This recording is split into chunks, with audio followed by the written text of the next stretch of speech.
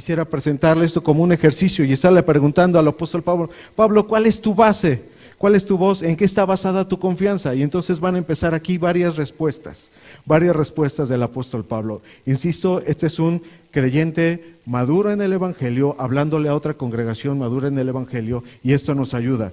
Pablo, ¿en quién está basada tu confianza? ¿Por qué hablas de esta manera? Que estás persuadido, que tienes una confianza profunda. ¿En quién? Vea la primera respuesta, versículo 6. Estando persuadido de esto, que el que comenzó en vosotros. Es Dios quien comenzó esta obra. Dicho en otras palabras, para que existiera la iglesia, la primera iglesia en Europa, Dios hizo todo. Y Pablo de alguna manera hace como una especie de ejercicio y dice, miren, para que la iglesia de Filipos existiera, les voy a decir qué ocurrió. Les voy a recordar qué pasó. Yo era perseguidor de la iglesia.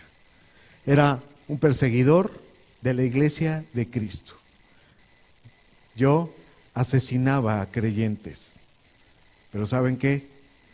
Cristo fue el que me buscó a mí. Me derribó del caballo en el que iba.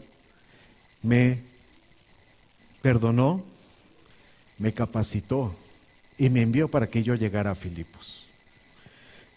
¿Saben qué pasó también? Que en mis planes, después de que Dios hizo todo esto, en mis planes era ir a otro lugar de Asia y predicar ahí el Evangelio. Pero Dios, su Espíritu, me dio una visión para que viniera a Filipos. Fue Él. También fue Dios quien me dio ese encuentro con esas mujeres en la ribera del río y que les hablara de la palabra de Dios. ¿Recuerda? Fue Dios quien lo hizo. También fue Dios quien abrió el corazón de una creyente, de Lidia, de una mujer que vendía púrpura. Y nosotros sabemos que la iglesia se estableció en su casa, pero fue Dios, dice Pablo, fue Dios. Fue Dios quien liberó a la joven que tenía un espíritu de adivinación.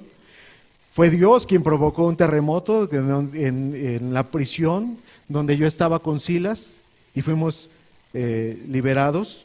Fue Dios quien transformó el corazón del carcelero de Filipos y su familia, queridos, y su familia creyó. Fue Dios. Eso es lo que está diciendo el apóstol Pablo. Entonces, lo que Pablo nos está diciendo aquí es que el autor de la salvación, para que se hiciera una iglesia en ese lugar, el autor de esa salvación fue Dios. Él no tenía nada que ver ahí en cuanto a la autoría de todo esto. La salvación siempre es de Dios y la palabra de Dios menciona que siempre es Dios de principio a fin. Y la confianza que Pablo tenía era en el autor de esa salvación, de quién había hecho esa salvación. Y si somos más precisos, esto me ha sido de gran utilidad en la vida. Si somos más precisos, la salvación es una obra que involucra a la Trinidad por completo. Eso es maravilloso pensar en esto. Es maravilloso pensar en esto, cómo Dios estableció un plan en el pasado. Dios Padre estableció un plan en el pasado. Luego Cristo ejecuta ese plan, el plan que Dios trazó o estableció. Y en tercer lugar, el Espíritu Santo es el que capacita a Cristo para que cumpla ese plan. Y meditar en esto es maravilloso. Pensar cómo Dios obra en la salvación, la Trinidad obra en la salvación.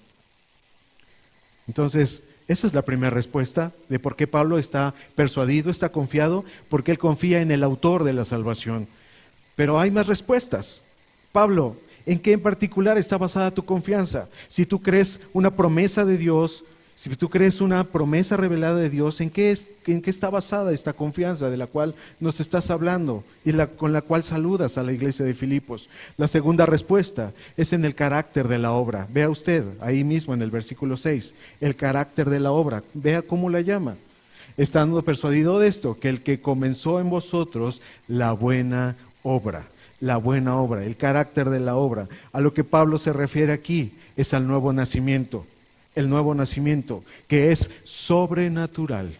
El nuevo nacimiento es sobrenatural y es vital, es una relación vital. Dios habitando en el creyente, Dios habitando en la persona. Por el Evangelio de Juan nosotros sabemos, Juan capítulo 3, versículos 5 al 6, sabemos que Dios, para poner su espíritu en una persona, primero lo limpia y después pone a su espíritu en él. Y entonces eso nos habla de una relación vital. Entonces, por lo que vemos aquí, Pablo es un creyente gozoso al considerar y meditar constantemente en la obra de Dios, en su propia vida y también en la vida de otros creyentes. Esto es un ejercicio, digamos, que el apóstol hacía, constantemente estar viendo la obra de Dios en su propia vida y la obra de Dios en la vida de otros creyentes, y esto le provocaba gozo. El meditar y considerar la obra de Dios en nuestra vida, amados hermanos, es una meditación que abarca varios aspectos, y espero que esto le sea de utilidad para usted, que sea de utilidad este ejercicio. Permítame hacer un pequeño resumen, si usted me permite llamarlo así, un resumen de la obra de Dios en nuestra vida.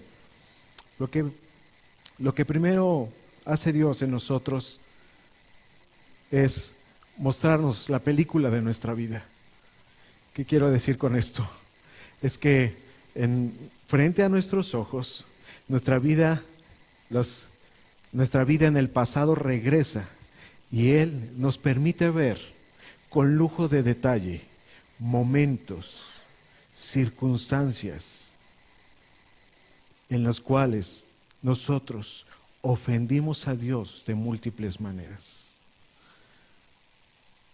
Es mostrarnos realmente cómo somos.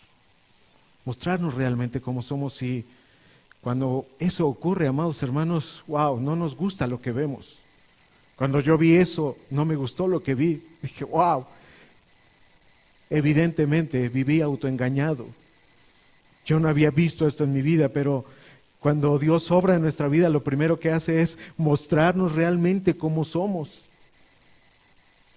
Momentos, circunstancias, días de cómo ofendimos a Dios de múltiples maneras.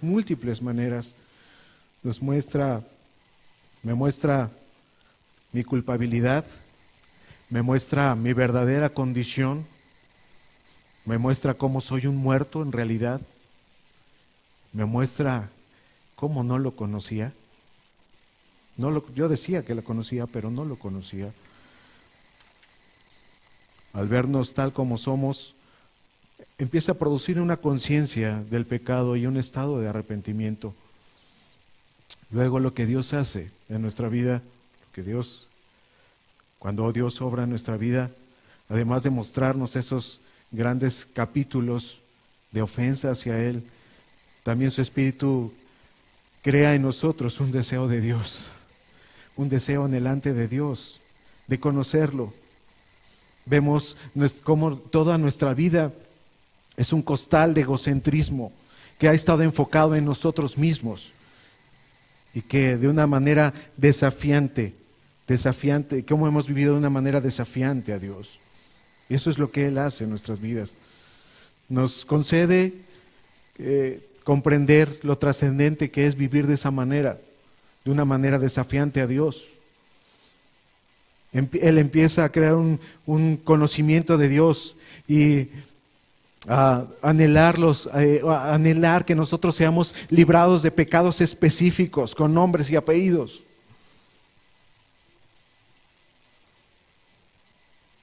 Vemos cómo esos pecados nos estorban, nos esclavizan. Es la obra de Dios. Luego, lo que su Espíritu Santo hace es revelarnos a Cristo en toda su perfección. Nos concede entender que aunque teníamos ojos físicos, en realidad éramos ciegos que no veíamos, ciegos espirituales que no veíamos a Dios, que no veíamos nada. nada de carácter espiritual, eterno, valioso. Y entonces Él nos concede que veamos a Cristo ahora, que veamos su cruz, su obra perfecta, y cómo esa obra se aplica a nosotros. Y empezamos a ver las excelencias de Cristo. Pero esa es la obra de Dios en nosotros. Luego, lo que Dios hace en nosotros es que perdona nuestros pecados. Ya los conocemos, conocemos las consecuencias, deseamos ser perdonados de esto, y el Señor en su gracia nos perdona de toda esa lista de pecados, de esos capítulos de nuestra vida, de esas múltiples ofensas a Dios. Él nos perdona y nos crea una conciencia de que somos hombres nuevos, ya no somos los de antes. Llegamos a la conclusión: yo no soy algo ha ocurrido en mí. Y luego, lo que continúa después de todo esto es que comenzamos a ser perfeccionados por Dios. Comenzamos a ser perfeccionados por Dios, en primer lugar, por medio de su palabra. Por medio de su palabra, entonces nosotros empezamos a tener una nueva mente. Vemos, esto que yo creía estaba equivocado. Esto que yo entendía era una incomprensión. Esto que yo defendía es algo indefendible.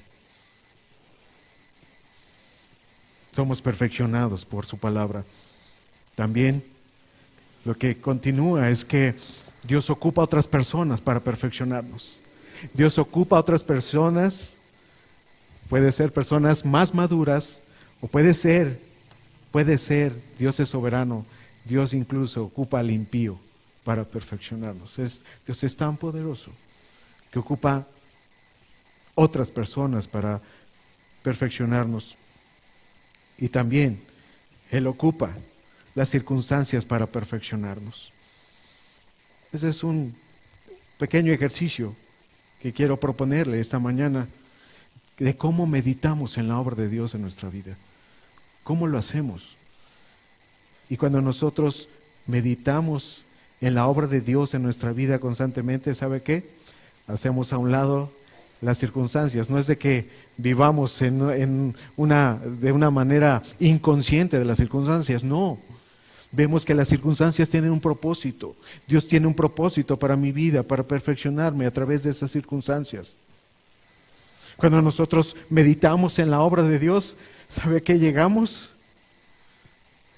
Llegamos a preguntarnos: ¿cómo no rendirme ante el Dios que hace todo esto sin que yo lo merezca?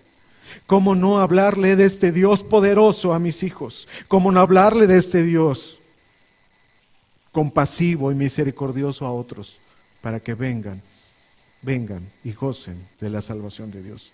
Entonces, cuando vemos a Pablo aquí, no solamente confiando en el autor, sino que también vemos a Pablo meditando en la buena obra que Dios hizo en él, está haciendo en él, pero también está haciendo en la vida de otros creyentes. Y esto realmente es útil, es muy útil para nosotros, es muy práctico meditar en la obra de Dios en nosotros. Y las respuestas continúan. Pablo, ¿en qué en particular está basada tu confianza? ¿Por qué nos hablas así? ¿Por qué nos hablas así? Permítame decirlo de esta manera. ¿Por qué Pablo está metiendo la mano en el fuego, como nosotros decimos comúnmente? ¿Por qué Pablo está metiendo la mano en el fuego y dice que Dios está obrando en ellos? Pablo, ¿en qué basas esta confianza? ¿Por qué nos hablas así? La tercera respuesta es en la certeza de la obra de Dios. Vea usted, la certeza de la obra de Dios. El versículo continúa y dice: estando persuadido de esto, que el que comenzó en vosotros la buena obra, la perfeccionará hasta el día de Jesucristo.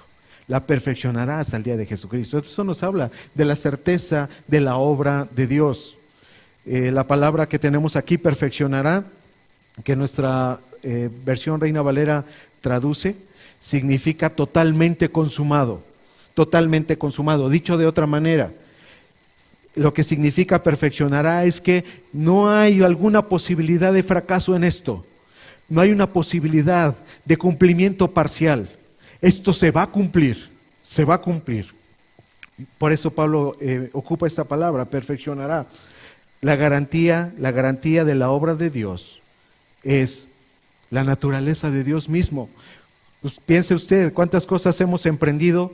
Yo veo cuántas cosas he emprendido en el pasado y ¿sabe qué? Empezamos con mucho entusiasmo, pero no acabamos. Lo dejamos inconcluso. Usted puede incluso hacer una lista de muchas cosas que dejó inconclusas. Yo lo puedo hacer, pero ¿sabe qué? Dios no. Dios es perfecto. El cumplimiento de su obra en la vida del creyente, su cumplimiento total, esta imposibilidad de fracaso, de cumplimiento parcial, está relacionado con la naturaleza de Dios.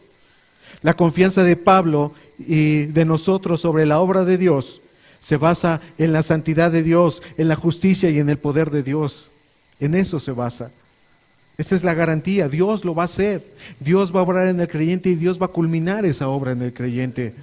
Tuvo un inicio y como vamos a ver a continuación, tiene un momento en el cual Él lo va a culminar.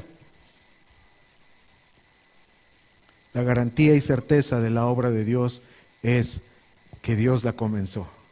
Dios la comenzó y Dios la va a concluir. Nuestro texto tiene una expresión importante, vea usted, una expresión importante que debemos aclarar. Dice, la perfeccionará hasta el día de Jesucristo. Hasta el día de Jesucristo.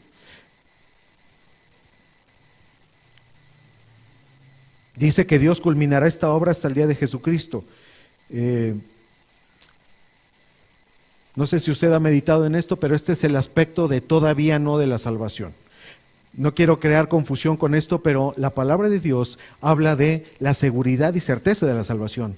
Pero la misma palabra de Dios dice que esa salvación todavía no ha terminado, no se ha culminado. ¿Sí? Somos salvos, sí, pero todavía no. Este es el aspecto de que todavía no se ha culminado. Y vea por qué lo decimos. Insisto, no quiero confundir con esto, pero la Biblia habla de esto. Este es un gran aspecto de la salvación, del todavía no se completa. Por textos como estos, es como nosotros comprendemos este aspecto de la todavía no culminación de la salvación. Y vea la expresión que tenemos aquí, importante es el día de Jesucristo. Esta expresión nos ayuda a clarificar esto de lo que estoy hablando. La expresión el día de Jesucristo no se refiere a lo que el Antiguo y el Nuevo Testamento señalan como el día del Señor. El día del Señor. El día del Señor en el Antiguo y el Nuevo Testamento habla de un momento de juicio para el mundo. Juicio para el mundo. Pero aquí, como ustedes pueden ver, como podemos ver, dice hasta el día de Jesucristo. Hasta el día de Jesucristo. Entonces, ¿a qué se refiere aquí? Se refiere al tiempo en el cual los creyentes vamos a ser glorificados una vez que cuando nosotros vamos a ser glorificados de manera completa. Se refiere a los cielos nuevos y a la tierra nueva. Usted puede tomar como referencia 2 de Pedro, capítulo 3, versículo 13, para reforzar la comprensión de este día del Señor. Todavía esta obra va a tener un momento de culminación en el futuro. No es que ya haya terminado. Por eso Pablo dice el día de Jesucristo. Y no debemos confundirlo con el día del Señor, que es un momento de juicio para el mundo. Aquí es un momento en el cual Él culmine todo y nosotros vamos a ser glorificados. Hasta ese momento llega la obra de Dios en nosotros, en nuestra vida. Hasta ese momento. Y las respuestas continúan por parte del apóstol. Y nosotros le seguimos preguntando, Pablo, háblanos más acerca de esta certeza que tienes. ¿En qué la tienes basada? Hay otra respuesta más, una cuarta respuesta. Y vea usted, vea la manera en la que está presentado esto. El versículo 7. Cómo me es justo sentir esto de todos vosotros, por cuanto os tengo en el corazón y en mis prisiones y en la defensa y confirmación del Evangelio. Todos vosotros sois participantes conmigo de la gracia. Lo que el apóstol Pablo está diciendo, dice, miren, Yo estoy convencido de que Dios está obrando en ustedes. Y además de lo que ya señalé anteriormente, les voy a decir por qué, cuál es una evidencia probada de que realmente ustedes son creyentes. ¿Saben cuál es? El que han participado y siguen participando conmigo en la predicación del Evangelio. Esa es la gran evidencia probada sobre estos creyentes de que realmente Dios está obrando en ellos y en consecuencia de que realmente son creyentes. Dicho en otras palabras, lo que Pablo nos está diciendo en este versículo 7 es que la iglesia filipense lo acompañó de una manera sacrificial, lo acompañó animándolo, lo acompañó satisfaciendo sus necesidades, supliendo sus necesidades. Este versículo 7 es como una imagen que se presenta frente a nosotros y nos muestra a soldados en la misma trinchera combatiendo.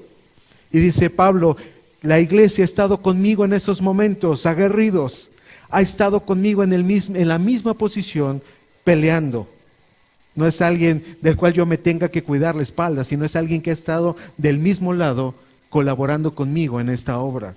Esa es la imagen que el apóstol nos presenta aquí en el versículo 7. Es como si Pablo nos dijera, les voy a dar una evidencia de que realmente Dios está obrando en ustedes y ustedes son realmente creyentes. ¿Saben por qué?